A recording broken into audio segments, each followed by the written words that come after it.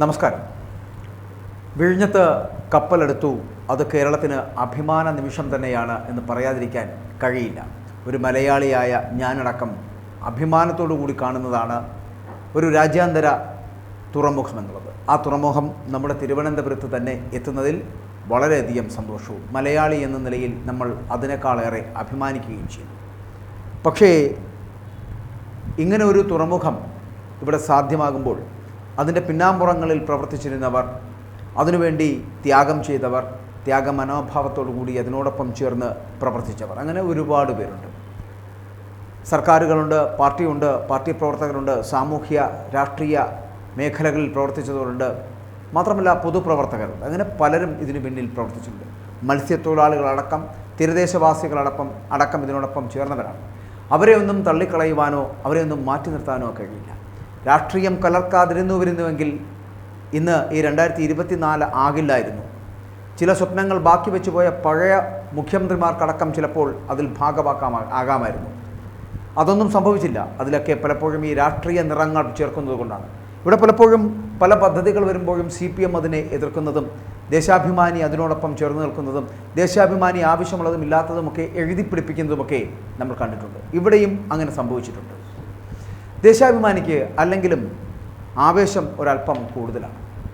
അനാവശ്യ വിവാദങ്ങൾ ഉണ്ടാക്കി എപ്പോഴും CPMനെ പലതവണ കുഴിയിൽ ചാടിച്ചിട്ടുമുണ്ട്. വിഴിഞ്ഞം തുറമുഖം വികസന തീരമെന്ന് പിണറായി ഉൾപ്പെടെ അഭിമാനിക്കുന്നു. എന്നാൽ വിഴിഞ്ഞം കടൽ കൊള്ളയെന്ന് ദേശാഭിമാനി പറയുന്നു. പുലിവാലി പിടിച്ച് തെക്കു വടക്ക് ഓടേണ്ടി വന്ന ഗതികേടിൽ ഗോവിന്ദൻ. പാർട്ടിപത്രം കൂട്ടിയിട്ട് കത്തിക്ക് ഗോവിന്ദൻ സഖാവെ എന്ന് പറയേണ്ടിയിരിക്കുന്നു. പിണറായി സർക്കാരിൻ്റെ വികസന പ്രവർത്തനങ്ങൾക്ക് തുരങ്കം വെക്കുന്നത് പാർട്ടിപത്രമായാലും കടക്ക് പുറത്ത് പറയണം. പിണറായി വാൾ ഊരിപ്പിടിച്ച് ക്ലിഫ് ഹൗസിൽ ഉറഞ്ഞു തുള്ളുന്നു. അങ്ങനെ ദേശാഭിമാനിയുടെ നെഞ്ചത്ത് പിണറായി തന്നെ റീത്തുവെക്കുമെന്നുള്ള കാര്യത്തിൽ സംശയമില്ല. ദേശാഭിമാനി ഇപ്പോൾ ഒളിവിലാണ് കേട്ടോ. പുറത്തേക്ക് ഇറങ്ങിയാൽ CPMകാർ തന്നെ തല്ലിക്കൊല്ലും. അതാണ് അവസ്ഥ. സംഗതി കുറച്ച് പഴയതാണ്. പക്ഷേ ഇതൊക്കെ ബൂമറാങ് പോലെ തിരിച്ചടിക്കുമെന്ന് ദേശാഭിമാനി സ്വപ്നത്തിൽ പോലും കരുതി കാണില്ല. ഉമ്മൻചാണ്ടി സർക്കാരിൻ്റെ കാലത്ത് വിഴിഞ്ഞം തുറമുഖ പദ്ധതി കൊണ്ടുവന്നപ്പോൾ അയ്യോ ഇത് കടൽ കൊള്ളയാണേ, കേരളത്തിൻ്റെ കടൽ തീരങ്ങൾ അദാനിക്ക് എഴുതി വിൽക്കുന്നേ, തീരെഴുതുന്നേ, കൊള്ളയും കള്ളക്കടത്തും നടക്കുമേ എന്നൊക്കെ നിലവിളിക്കുകയായിരുന്നു ദേശാഭിമാനി. അന്ന് പത്രത്തിൻ്റെ ഫ്രണ്ട് പേജിൽ കടൽ കൊള്ളയെന്ന് മുഴുനീള വാർത്ത കൊടുക്കുകയും ചെയ്തു. അന്ന് കൊടുത്ത വാർത്ത ഇന്ന് മൂട്ടിൽ വീണ് പൊട്ടുന്നു എന്നുള്ളതാണ്. പിണറായി ഭരണകാലത്ത് വിഴിഞ്ഞം പദ്ധതി പൂർത്തിയായപ്പോൾ വികസന തീരമെന്ന് പറയുന്നു. എത്ര തന്തമാരുടെ കോണമാണ് ഈ കാണിക്കുന്നത് എന്ന് പറയേണ്ടിയിരിക്കുന്നു. വാർത്ത കുത്തിപ്പൊക്കിയിട്ടുമുണ്ട്. അന്നത്തെയും ഇന്നത്തെയും വാർത്ത വെച്ച് ദേശാഭിമാനിയെ എടുത്തിട്ട് അലക്കേണ്ടിയിരിക്കുന്നു. ഛർദിൽ വാരി വിഴുങ്ങാൻ നിങ്ങൾക്ക് സാധിക്കുമോ എന്ന് ചോദിച്ചാൽ പക്ഷേ ചിലർക്ക് കഴിയുമെന്ന് പറയേണ്ടിയിരിക്കുന്നു. അവരുടെ പേരാണ് കമ്മ്യൂണിസ്റ്റുകൾ. സർ CP രാമസ്വാമി അയ്യർ വിഭാവനം ചെയ്തതാണ് വിഴിഞ്ഞം തുറമുഖം. MV രാഘവൻ, ഉമ്മൻചാണ്ടി എന്നിവരുടെയൊക്കെ പരിശ്രമവും നരേന്ദ്രമോദി സർക്കാരിൻ്റെ ഇടപെടലും മൂലമാണ് പദ്ധതി യാഥാർത്ഥ്യമായത് എന്നത് വസ്തുത. നിരവധി അപവാദങ്ങളും കുപ്രചരണങ്ങളും മറികടന്നൊരു നാടിൻ്റെ സ്വപ്നത്തിന് കൂട്ടുനിന്ന അദാനിയുടെ നിശ്ചയദാർഢ്യമാണ് പദ്ധതിക്ക് ജീവൻ നൽകിയത് എന്നുള്ളത് വസ്തുത. മുൻ സർക്കാർ ഒപ്പിട്ട പദ്ധതി മുന്നോട്ട് കൊണ്ടുപോവുക എന്നത് പിന്നീട് വരുന്ന ഓരോ ഭരണകൂടത്തിൻ്റെയും ബാധ്യതയാണ്. കരാർ പാലിച്ചില്ല എങ്കിൽ ഭീമമായ നഷ്ടപരിഹാരം കേരള സർക്കാർ അദാനിക്ക് നൽകേണ്ടി വരുമായിരുന്നു. അത് നിറവേറ്റുക മാത്രമാണ് ഇടത് സർക്കാർ ചെയ്തത് എന്നുകൂടി പറയട്ടെ. പക്ഷേ കേരള വികസനം പതിറ്റാണ്ടുകളോളം വൈകിപ്പിച്ചവർ എന്ന ദുഷ്പേര് എത്ര അച്ചുനിരത്തിയാലും മറയ്ക്കാനാവില്ല. വരും തലമുറ നിങ്ങൾക്ക് മാപ്പ് നൽകില്ല എന്ന് പറയട്ടെ. ദേശാഭിമാനി അന്ന് കൊടുത്ത കടൽക്കൊള്ള വാർത്തയിലെ നെഞ്ചുലയ്ക്കുന്ന റിപ്പോർട്ട് കൂടി നോക്കിയാലേ പാർട്ടി പത്രത്തിൻ്റെ പല തന്തമാരുടെ സ്വഭാവം വ്യക്തമാകൂ എന്നുകൂടി പറയേണ്ടിയിരിക്കുന്നു. അതുകൂടി നിങ്ങൾ കേൾക്കേണ്ടതുണ്ട് എന്നുള്ളതാണ്. CPMൻ്റെ മുഖപത്രമായ ദേശാഭിമാനിയുടെ 2016 1-ാം പേജിലാണ് ഉമ്മൻചാണ്ടി കാട്ടുകള്ളൻ, വിഴിഞ്ഞൻ കടക്കൊള്ള എന്നുള്ള റിപ്പോർട്ട് വന്നത്. 8 വർഷം മുമ്പ് നിയമസഭാ തെരഞ്ഞെടുപ്പ് കാലത്ത് പിണറായി വിജയൻ നയിച്ച CPMും കൂട്ടരും അന്ന് സർവ്വശക്തിയും ഉപയോഗിച്ച് തകർക്കാൻ ശ്രമിച്ച പദ്ധതിയെയാണ് അഭിമാനമെന്നും സ്വപ്നമെന്നുമൊക്കെ വാഴ്ത്തിപ്പാടുന്നതിപ്പോൾ. രാഷ്ട്രീയ നേതൃത്വത്തിൻ്റെ സങ്കുചിത കാഴ്ചപ്പാടുകളും നിലപാടില്ലായ്മയും നിമിത്തം അരനൂറ്റാണ്ട് നീണ്ടുപോയ പദ്ധതിയാണ് ഇന്നിപ്പോൾ ഈ ട്രാക്കിലേക്ക് നീങ്ങുന്നത് എന്നുള്ളതാണ് മനസ്സിലാക്കേണ്ടത്. കടൽക്കൊള്ള വിഴിഞ്ഞത്ത് ലക്ഷ്യമിട്ടത് 6000 കോടിയുടെ ഭൂമി തട്ടിപ്പ്. ഒരു പേജ് നിറയെ ഈ പദ്ധതിയിലെ നടപ്പാക്കാത്ത അല്ലെങ്കിൽ നടക്കാത്ത തട്ടിപ്പുകളെക്കുറിച്ചുള്ള ഭാവനാവിലാസങ്ങളായിരുന്നു അന്ന് ദേശാഭിമാനി എഴുതി പിടിപ്പിച്ചത്. സംസ്ഥാന സർക്കാരിൻ്റെ ഉടമസ്ഥതയിൽ പൊതുമേഖലയിൽ സ്ഥാപിക്കുവാൻ ലക്ഷ്യമിട്ട വിഴിഞ്ഞം തുറമുഖ പദ്ധതിയെ കോർപ്പറേറ്റ് കമ്പനിക്ക് തീരെഴുതിയതിന് അതിന് പിന്നിലെ അണിയറ രഹസ്യം തിരഞ്ഞെടുപ്പിൽ ചർച്ചയാക്കുകയും ചെയ്തു. ഉമ്മൻചാണ്ടിയും നരേന്ദ്രമോദിയും കൈകോർത്ത തീവട്ടിക്കൊള്ളയുടെ പിന്നിലെ ലക്ഷ്യം 6000 കോടി വിലമതിക്കുന്ന ഭൂമി. ഇങ്ങനെ നട്ടാൽ കുരുക്കാത്ത കുറേ നുണകളായിരുന്നു അന്ന് പ്രചരിപ്പിച്ചത് ദേശാഭിമാനിയും CPMും. ഈ ആരോപണത്തെ ഉമ്മൻചാണ്ടി ഒറ്റ വാക്കിലാണ് മറുപടി പറഞ്ഞത്. വിഴിഞ്ഞം പദ്ധതിയുടെ ആകെ തുക 6000 കോടി മാത്രമാണ്. അതിൽ 5000 കോടി അഴിമതി നടക്കുമോ എന്ന് നിങ്ങൾ ആലോചിക്കുക എന്നായിരുന്നു അദ്ദേഹം അന്ന് പറഞ്ഞത്.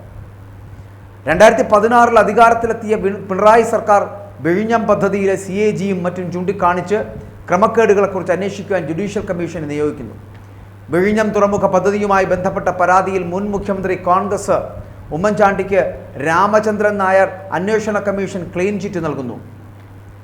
പദ്ധതിയിൽ ആരും അഴിമതി നടത്തിയിട്ടില്ല എന്നായിരുന്നു കമ്മീഷന്റെ കണ്ടെത്തൽ. രാഷ്ട്രീയ ദുരുപയോഗവും നടന്നിട്ടില്ല. പദ്ധതിയുമായി മുന്നോട്ട് പോകാമെന്നായിരുന്നു അന്വേഷണത്തിൻ്റെ റിപ്പോർട്ട്. ഇതിനുശേഷം 5000 കോടിയുടെ അഴിമതി കഥകൾ ആവിയായി പോവുകയും ചെയ്തു. 1000 ദിവസം കൊണ്ട് 1-ാം ഘട്ടം പൂർത്തിയാക്കണമെന്ന് ഉറപ്പ് പാലിക്കപ്പെട്ടതുമില്ല.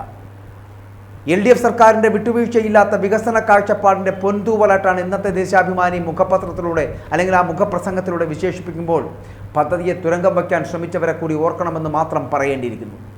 വിഴിഞ്ഞം അന്താരാഷ്ട്ര തുറമുഖത്തേക്ക് 2000 കണ്ടെയ്നറുമായി ആദ്യ ചരക്ക് കപ്പൽ എത്തിയതിന് പിന്നിൽ മുൻ മുഖ്യമന്ത്രി ഉമ്മൻചാണ്ടിയുടെ വികസന കാഴ്ചപ്പാടും നിശ്ചയദാർഢ്യവും നിമിത്തമാണ് എന്നുള്ള കാര്യം ആ വസ്തുത ആർക്കും നിഷേധിക്കാനാവാത്ത വസ്തുതയാണ് എന്നുകൂടി പറയട്ടെ. പലതരത്തിൽ ഉടക്കും പാരവച്ചും പദ്ധതി അട്ടിമറിക്കുവാൻ ശ്രമിച്ച സംഭവങ്ങളുണ്ടായിരുന്നു. ഒരുപാട് വൈതരണികളെ മറികടന്നാണ് ടെൻഡർ നടപടികൾ അടക്കം പൂർത്തിയാക്കുവാൻ കഴിഞ്ഞത്. തുറമുഖ നിർമ്മാണത്തിനായി ടെൻഡർ വിളിച്ച ഘട്ടത്തിൽ ഒരു കമ്പനി പോലും ടെൻഡർ രേഖ സമർപ്പിക്കാതിരുന്നിട്ടും ഉമ്മൻചാണ്ടി എന്ന് പറയപ്പെടുന്ന വ്യക്തിയുടെ നിശ്ചയദാർഢ്യം കൊണ്ട് മാത്രമാണ് അദാനി ഗ്രൂപ്പിനെ കൊണ്ടുവരുവാൻ കഴിഞ്ഞത്. ഇന്നിപ്പോൾ പിണറായി വിജയൻ്റെ നിശ്ചയദാർഢ്യം കൊണ്ടാണ് തുറമുഖം ആ പണി തീർത്ത് കപ്പൽ വന്നത് എന്ന് തള്ളിമറിക്കുമ്പോൾ ഉമ്മൻചാണ്ടിയുടെ സംഭാവനകൾ നിഷേധിക്കാനാവില്ല എന്ന് പറയട്ടെ. 2015 ഡിസംബർ 5-ന് പദ്ധതിക്ക് തറക്കല്ലിടുകയും വലിയ കോലാഹലങ്ങളില്ലാതെ 250 ഏക്കർ ഭൂമി പദ്ധതിക്കായി ഏറ്റെടുത്ത് നൽകിയത് UDF സർക്കാരായിരുന്നു. തറക്കല്ലിട്ട് 9 കൊല്ലത്തിന് ശേഷമാണ് പദ്ധതിയുടെ 1-ാം ഘട്ടം പൂർത്തിയാകുന്നത്. അതൊരു സത്യം ആർക്കും നിഷേധിക്കാനാവില്ല എന്ന് കൂടി പറയട്ടെ. എന്ത് പറഞ്ഞും ഏത് പറഞ്ഞും ഒരു സംവിധാനത്തിനെ എതിർക്കാൻ വേണ്ടി മാത്രം നടത്തുന്ന CPM എന്ന് പറയപ്പെടുന്ന ഒരു പാർട്ടിയുടെ ഗതികേടും ദേശാഭിമാനി എന്ന് പറയപ്പെടുന്ന പാർട്ടി പത്രത്തിൻ്റെ ഗതികേടും ഇവിടെ പറയേണ്ടിയിരിക്കുന്നു. പലപ്പോഴും വികസനത്തിന് തുരങ്കം വയ്ക്കുന്നത് ആര് എന്ന് ചോദിച്ചാൽ ഈ പറഞ്ഞ പാർട്ടികൾ തന്നെയാണ്. എന്നു തൊട്ട് ഇവർ അങ്ങനെ തുടങ്ങി എന്നുള്ളത് കാലങ്ങളോളം നമ്മളൊന്ന് പുറകോട്ട് സഞ്ചരിച്ച് നോക്കിയാൽ മനസ്സിലാക്കാൻ കഴിയുന്നതാണ്.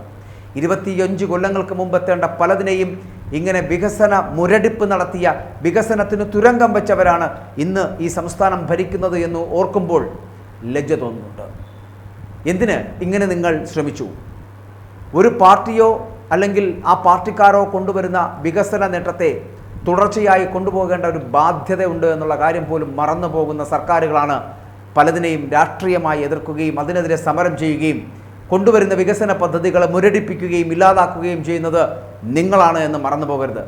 പലവട്ടം ഈ വിഴിഞ്ഞം പദ്ധതിയെ ഇവിടെ നിന്ന് മാറ്റി പല സ്ഥലങ്ങളിലേക്ക്, അത് തമിഴ്നാടിൻ്റെ പല കോണുകളിലേക്ക് കൊണ്ടുപോകുവാനുള്ള ശ്രമം നടത്തിയപ്പോഴും കരുതലോടുകൂടി ഒരു മുഖ്യമന്ത്രി അതിന് കാവലായി നിന്നു എന്നുള്ള കാര്യവും മറന്നു പോകരുത്.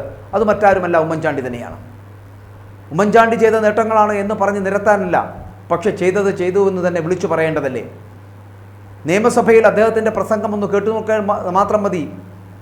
വിഴിഞ്ഞം പദ്ധതി നടപ്പിലാക്കുവാനുള്ള ശ്രമം നടത്തുമ്പോൾ അന്ന് പ്രതിപക്ഷത്തായിരുന്ന പിണറായി വിജയൻ അടക്കമുള്ളവരുടെ വാഗ്ധോരണികൾ എന്താണ് എന്ന് മനസ്സിലാക്കാൻ കഴിയും.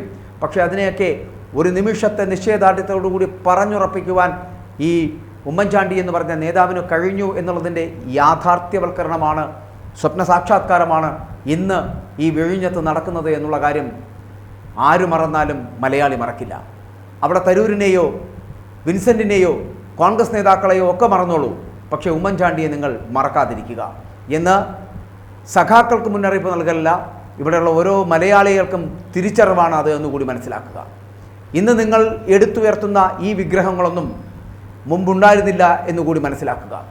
പിണറായി വിജയനെ പോലുള്ള മുഖ്യമന്ത്രിയൊക്കെ ഇപ്പോൾ ഇതിനെ സ്വപ്നതീരമെന്ന് വിശേഷിപ്പിക്കപ്പെടുമ്പോൾ ഈ സ്വപ്നതീരത്ത് ഒരു തരി പോലും പൊങ്ങരുത് എന്ന് ആഗ്രഹിച്ചിരുന്നവർ, അതിനെതിരെ ചെങ്കൊടിയേന്തി സമരം ചെയ്തവർ ഇന്ന് നാണമില്ലാതെ ഉളുപ്പില്ലാതെ നട്ടലില്ലാതെ ഇതിൻ്റെ ഉദ്ഘാടകനായി എത്തുന്നുവെന്നറിയപ്പെടുമ്പോൾ അദ്ദേഹത്തിന് ഇതിൽ ഉളുപ്പില്ലെങ്കിലും കേട്ടുകൊണ്ട് നിൽക്കുന്ന അന്ന് ദേശാഭിമാനിയിൽ അച്ചുനിരത്തപ്പെട്ടവർക്ക് അവർക്കെങ്കിലും തോന്നണം ചിലപ്പോൾ ചെറിയൊരു ഉളുപ്പ്.